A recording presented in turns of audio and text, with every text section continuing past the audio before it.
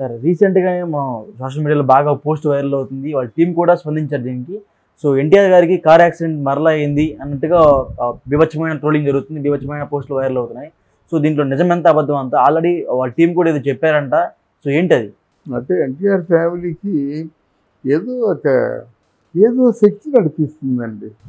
అది నేను ఎందుకంటే మనం జానకి రామ్ గారి తాలూకు యాక్సిడెంట్ చూసినట్టయితే జానకి రామ్, తర్వాత ఏమో హరికృష్ణ గారు, మరి తారక్, అది ఆ యాక్సిడెంట్ చావు బ్రతుకులకి దారి తీసే యాక్సిడెంట్. అది కొన్నాళ్ళ పాటు హాస్పిటల్లో ఉన్నాడు.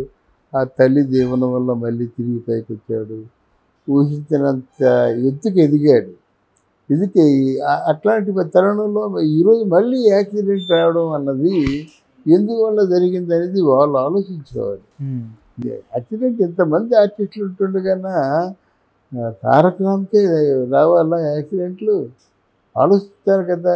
ఆలోచించాలంటే ఇది వేణుగోపాల స్వామి లాంటి ఇడియట్స్ దగ్గరికి వెళ్ళడం కాదు. నాకు అసలు శాస్త్రం తెలిసిన వారి దగ్గరికి వెళ్ళినట్టయితే వాళ్ళకి ఏంటంటే, నాకు ఎన్టీ రామారావు గారి ఇంట్లో ఉంటుండగాను చిన్న ఆయన చెప్పాడు, వాళ్ళకి ఎలవేల్పు బహుశా నేను చెప్తున్నాను, అది ఒకవేళ ఈ వీడియో ఉన్నట్టయితే ఎన్టీఆర్ గారు కూడా తారక్ కూడా సరిదిద్దుకుంటారు అనుకుంటాను. ఎన్టీ రామారావు గారికి బీభత్సమైనటువంటి భక్తి నాగదేవత మీద ఉండేది, సుబ్రహ్మణ్య స్వామి మీద. ఓకే. అలాగే ఎన్టీఆర్ ఇంట్లో కూడా నిజంగా కోరితరాచు ఉండేది. ఎన్టీఆర్ గారి తాలూకు ఇంట్లో ఒక పెద్ద సింక్ ఉంటుంది, అంటే స్విమ్మింగ్ పూల్ అంతా సింక్ ఉంటుంది. దాంట్లో డబ్బు దాచేవారని, దాని మీద మా నాగదేవత ఎప్పుడు తిరుగుతుండేదని ఒక ప్రతీతి. అదే కదా, ఆ డబ్బే కదా. తీరా డబ్బు తీసేసరికి అవన్నీ కూడా మామూలుగా కాలిపోయిన ఇలా ముచ్చుల్లాగా అయిపోతాయి కదా, అలాగైపోయింది అన్నమాట. ఆ రోజుల్లో పెద్ద ఇది వార్తగా వెలిసింది. ఇప్పుడు ఆ రోజుల్లో డబ్బులన్నీ వెనక్కి ఇది ఫిల్మ్ రీల్స్ ఉంటాయి కదా పెట్లు, ఆ పెట్టులోనే పెట్టేవారు. మొత్తం అది సంవత్సరాల తరబడి వెళ్ళిపోతే ఎలా ఉంటుంది. ఇంతకీ నేను చెప్పవలసిన సమాచారం ఏంటంటే, వాడికి నాగదేవత తాలూకు ఆనవాయితీ ఉండేది. ఓకే. తర్వాత ఏం చేశారంటే, తిరుమల తిరుపతి దేవస్థానాన్ని ఆయన బాగా నమ్ముతారు. ఎప్పుడు కానీ వెంకటేశ్వర మహత్యం సినిమా వేసిన తర్వాత ఆయనకి అనేక సత్యాలు కనిపించాయి అన్నమాట. అందుకు వెంకటేశ్వర స్వామికి ఇప్పుడు కూడా కళ్యాణాలు చేయిస్తాడు. నేటి బ్యానర్లో పూజ చేయించడం కూడా 11 మంది వేద పండితుల్ని పిలిచి ఆ వేద ఘోష వినిపించాలన్నమాట, అంత భక్తులు. తర్వాత కొంతకాలం అంటే నాగేంద్ర స్వామికి వీళ్ళ పూజలు లేవో ఏమిటో లేవు. మొత్తానికి అది it is in between NTR family and నాగదేవత. అప్పట్లో తిరుపతి వచ్చిన భక్తులను కూడా ఫస్ట్ వెంకటేశ్వర స్వామిని దర్శించుకున్న తర్వాత ఎన్టీఆర్ని దర్శించుకున్నారు. అవునమ్మా, వాళ్ళు చేసుకునేవారు. ఒక్కోసారి పెద్దలు కూడా తప్పులు చేయడానికి ప్రవోక్ చేస్తారండి.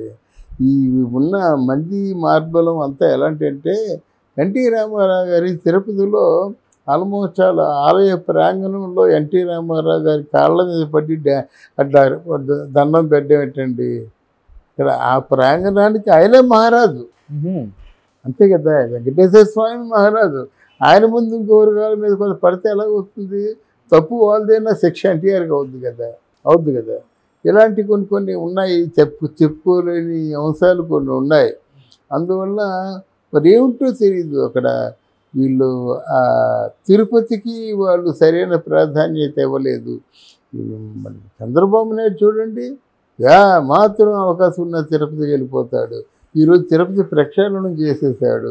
అడుగడుగునా కూడా అన్న వితరణ జరుగుతుంది. ఆ వితరణలో క్వాలిటీ పెంచేశాడు. చక్కని పప్పు, సాంబారు, ఒకే ఒక కూర, చక్కని పచ్చడి, మజ్జిగ. ఆ యాత్రికుల ఒక స్వీటు. యాత్రికులు అందరూ ఎంత హాయిగా ఎంజాయ్ చేస్తున్నారంటే, నేను రోజు కనుక్కుంటాను. అక్కడ T5 ఆయన మోహన్ రావు ఉన్నాడు, ఆ జర్నలిస్టు. ఆయనకంటే ఏదో ఊసుబాగా కనుక్కుంటుంటే, వాళ్ళు తిరుపతిని 1000 రకాలుగా బాగుపడిందండి. ఇప్పుడు ఇంకా మార్చేస్తున్నారు.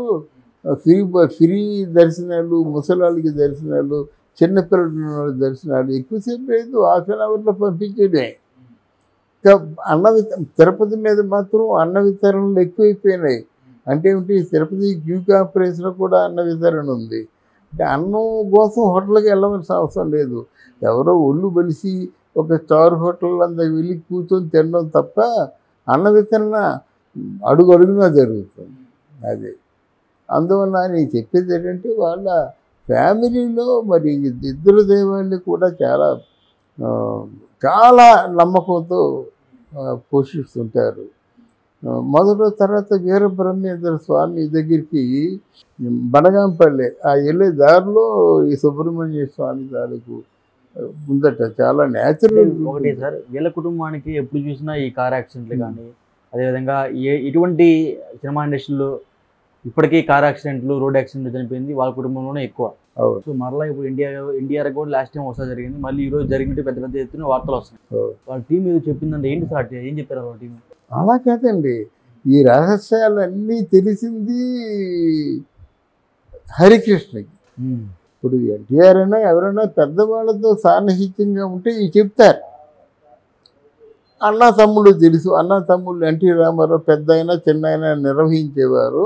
కానీ నెక్స్ట్ హరికృష్ణ ఎన్టీ రామారావు తాలూకు సమాచారం అంతా కూడా ఆయన తెలిసిన వ్యక్తి. తర్వాత ఇంకెవరికి తెలియదు, ఎవరికి చెప్పలేదు.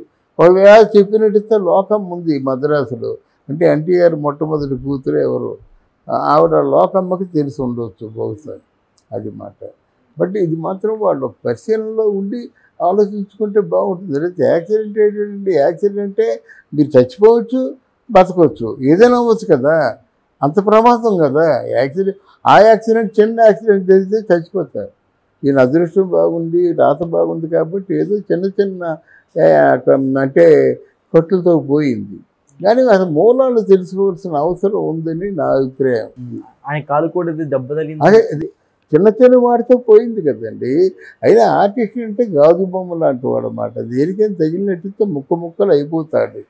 దాని గురించి అందుకే మన చరిత్ర ఏమిటి, పూర్వీకుల తాలూకు ఆచరణ ఏమిటి, వాళ్ళు ఏమైనా బకాయి ఉన్నారా, ఏమైనా శాపగ్రస్తులా, వాళ్ళు ఏదైనా అంటే పూజలు చేస్తామని మానేశారా, అవి మన చుట్టూ తిరుగుతుంటాయి.